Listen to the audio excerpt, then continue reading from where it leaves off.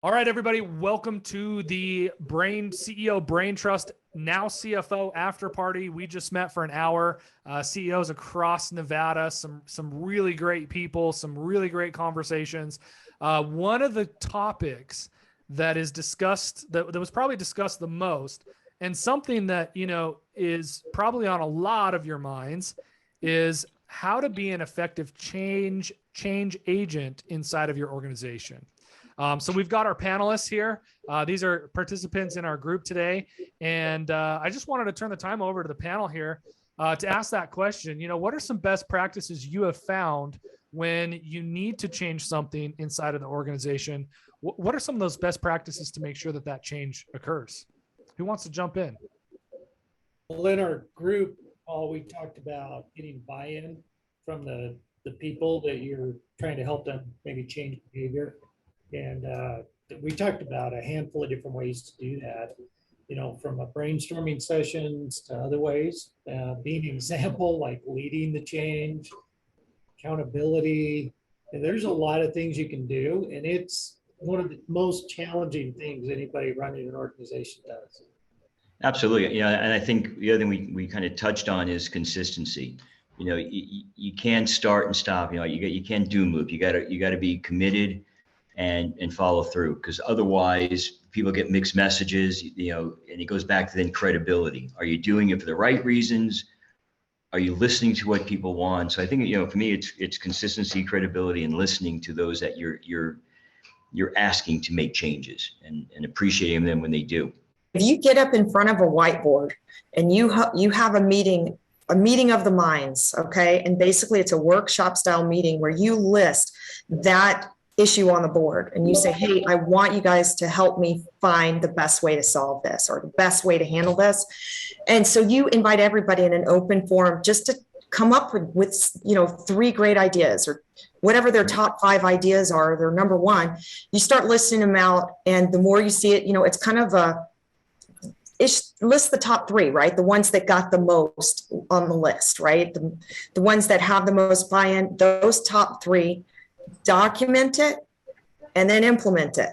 And then you want to lead by example and hold everyone accountable, right? It's a pain in the butt, right? It takes time, but it will make your life easier in the long run. If we can document these procedures and policies that we have and get the employees buy-in by really bringing the ideas to the table, and you as the leader of your company are really the one in charge of figuring out which ones you do want to implement, right? You're not at the mercy of the top 3, but you identify those and you say, but I really love this idea. But they do have that buy-in because they worked together and they see it as their group's idea. And it'll be a smoother process from a psychological perspective at the very least. Yeah, no, absolutely. Well, I think it's well said. And I think, a lot of times it's funny, we have one problem, again, sales sells something and the warehouse in my business has to go and find it and pull it and put it on the truck. And, the classic example that we use is, sales sells a settee, which, logistics and warehouse calls a daybed.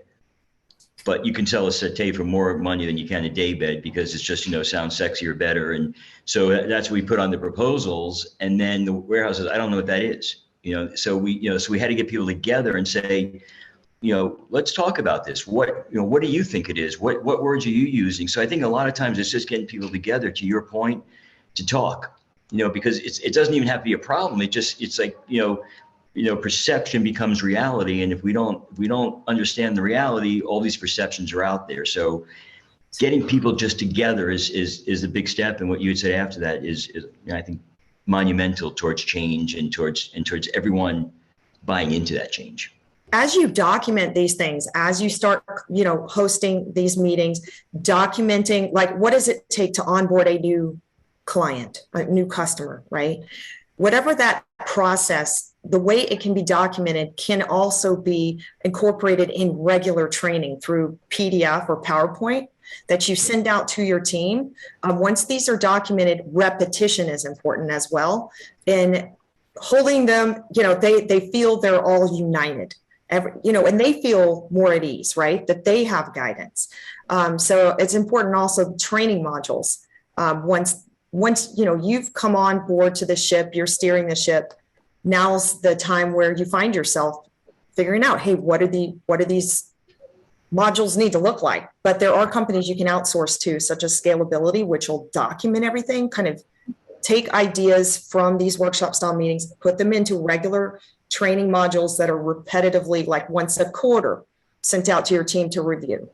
So that's another thing that I know helps things stick in employees' minds, so they know what those procedures are, because they may come up with it and then forget about it, right? Boy, Good, Joe, sorry. being a change agent is one thing, but if you don't create lasting change, what have you done? So you have to make it part of your culture, part of the expectations, just part of who you are. And so, having grown an organization or two, you really need to be careful too what you decide is important.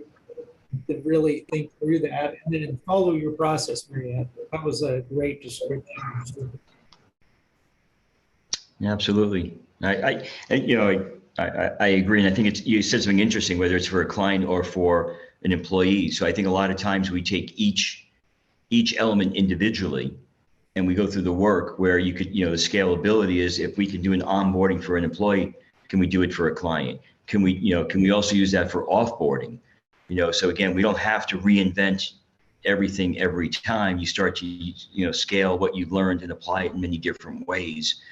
And then everyone starts speaking the same language. So, I think you have a good point about that, not just using it in one direction or for one area of your business, but how can you become what I call full circle laser focus? Everyone is thinking the same way in the same direction for the same thing with small changes.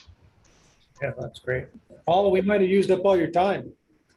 No, this is a great discussion, you all. I appreciate your contributions. As I was thinking about this, your go slow to go fast came to mind. And Marianne and Harvey, what you guys are talking about is, I think, Marianne, I happen to know that you're incredibly busy and you're looking to hire people that you wanted to hire 2 months ago, right? Because you're so busy. So my last question to you guys briefly is, how do you become disciplined in everything that you've talked about right now? Takes time, and you do have to go slow to go fast. What are some ways that you intentionally go about making sure that you're taking the time to be that change agent and use these best practices? I would tell you from my experience is you have to set aside time, and there's books that talk about the whirlwind of life, and how it can consume you. So if you don't step out of the whirlwind and set aside dedicated time, I hired a consultant once that said that our biggest problem as humans is we don't spend enough time thinking.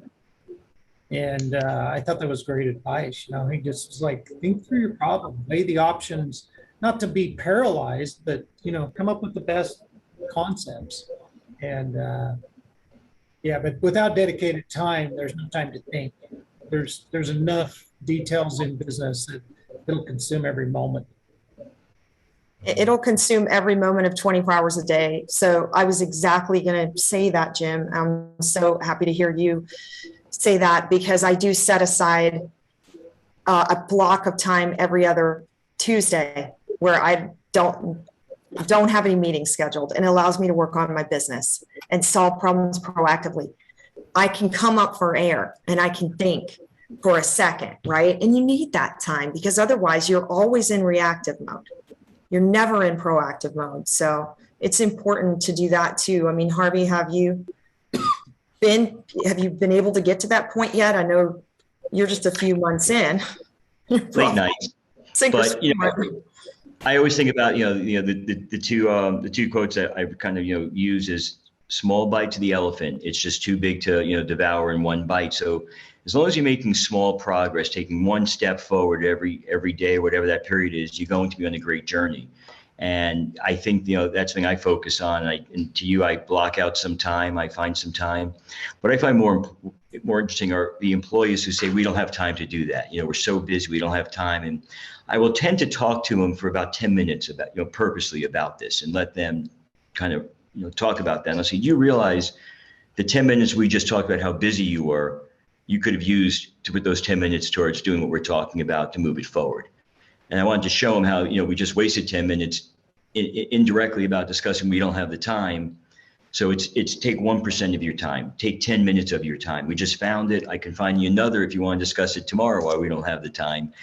But I think when they see that there is time and that, it's just how we use it.